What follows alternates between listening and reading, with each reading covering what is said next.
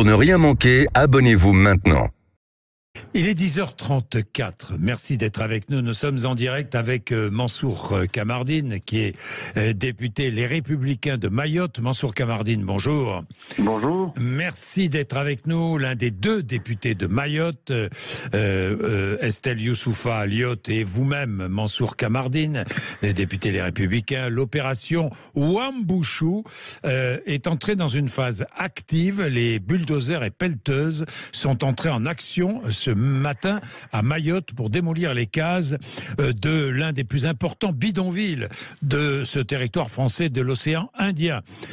Département le plus pauvre de France, je le rappelle. Mansour Kamardine, l'opération Wambouchou dans une phase active.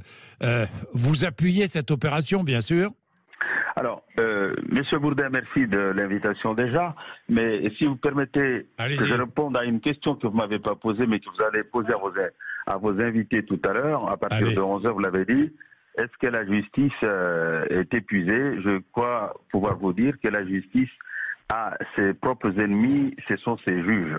Oui. Les juges, ce sont les propres ennemis de la justice. Pourquoi dites-vous à laquelle cela? nous sommes attachés, parce que je vois ce qui se passe à Mayotte, c'est-à-dire qu'une justice qui se politise, qui sort des seconds. Les auteurs classiques qui ont défini ce que doit être la justice nous ont dit que la justice a pour vocation de protéger les lois. L'exemple de Mayotte avec Wambouchou, on a vu que la justice s'est dressée contre les lois. Donc c'est terrible. Et du coup, le citoyen n'arrive plus à soutenir la justice. Oui, mais voilà. Mansour Kamardine, d'accord, mais les faits alors, parlons des faits. Maintenant, je reviens à votre question. Oui, l'opération Wambouchou est entrée dans une phase active, dans une deuxième phase, puisque comme j'ai eu l'occasion de le dire assez souvent, l'opération Wambouchou, c'est trois directions. S'attaquer au réseau mafieux, s'attaquer à l'immigration clandestine et nettoyer les territoires de la République qui ont été, comment dirais-je, dans lesquels la République était absente. Donc depuis ce matin, Talus 2 a été nettoyé, c'est une excellente chose, je m'en réjouis. Et je souhaite qu'effectivement que cette opération se poursuive et pour que les Mahorais puissent enfin vivre en paix à Mayotte. Enfin, quand je dis les Mahorais, l'ensemble des citoyens qui résident à Mayotte. Je rappelle que sur les 350 000 habitants estimés de Mayotte, la moitié ne possède pas la nationalité française, hein, Mansour Kamardine. Non seulement la moitié ne le veut, mais c'est un tiers de Français, un tiers de réguliers, un tiers de clandestins. C'est-à-dire 2 tiers de population à Mayotte aujourd'hui sont d'origine étrangère. Sont d'origine étrangère. Le droit du sol à Mayotte a-t-il été totalement supprimé? Le droit du sol n'est pas totalement supprimé, il a été aménagé, mais aujourd'hui, quand on voit ce qui se passe, parce que les aménagements n'ont pas réussi à dissuader les candidats qui détournent notre législation à venir, eh bien je milite pour qu'on le supprime totalement. Pour qu'on supprime totalement le droit du sol à Mayotte. Vous savez, c'est un droit récent, c'est un droit qui est arrivé à Mayotte seulement avec les lois Pasqua de 1994. Les Mahorais ont vécu très bien dans la France depuis près de 2 siècles sans le droit du sol. Ils pourront continuer à le faire également. Bien. Vous êtes député Les Républicains et les Républicains font des propositions en matière d'immigration. Hein, donc vous voyez la relation entre le sujet que nous sommes en train de traiter, Mayotte, et les propositions des Républicains à propos du droit du sol. Que proposent les Républicains? Le droit du sol en métropole, hein. Ici, en métropole, si les parents étrangers en situation irrégulière, au moment de la naissance de l'enfant, si les parents étrangers sont en situation irrégulière, pas de droit du sol. C'est cela, Mansour Kamardine?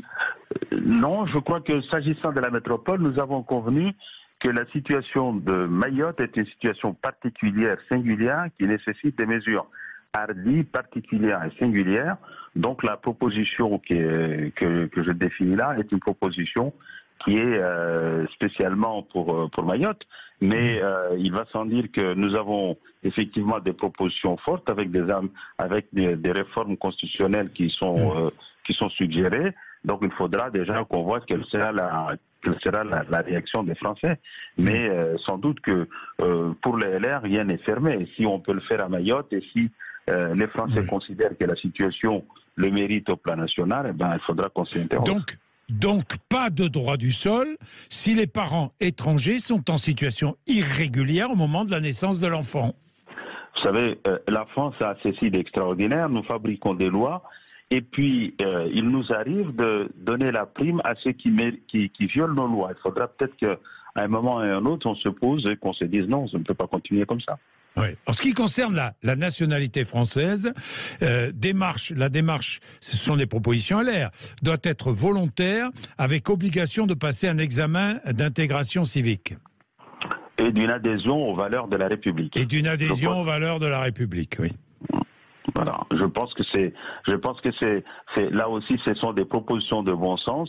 Vous savez, pour former nation, nous disait Renan, c'est d'abord d'accepter le passé que nous avons eu en commun ou qui est passé, c'est d'accepter d'avoir de partager des choses en commun au présent, et ensuite c'est d'envisager ce destin dans le futur. Donc à partir du moment où on fait le choix de la nationalité française, je pense que nous devons avoir cette démarche. J'ajoute, je le vois là aussi à l'exemple de ce qui se passe, à la lumière de ce qui se passe à Mayotte. Vous avez des gens qui ont la double nationalité et qui vous disent qu'ils ont leur nationalité comorienne et qui ont une nationalité de papier. Il faudra peut-être qu'on réfléchisse là aussi pour arrêter les nationalités de papier.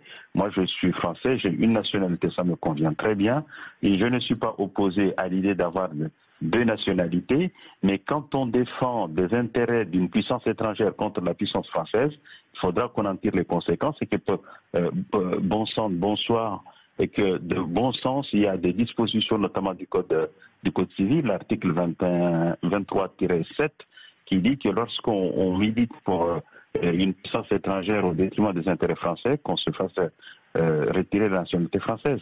Il faut qu'on y arrive, ça aussi. Je pense qu'il y a de l'intérêt des Français. Les Français ne supportent plus qu'on soit agressé par des pseudo-Français.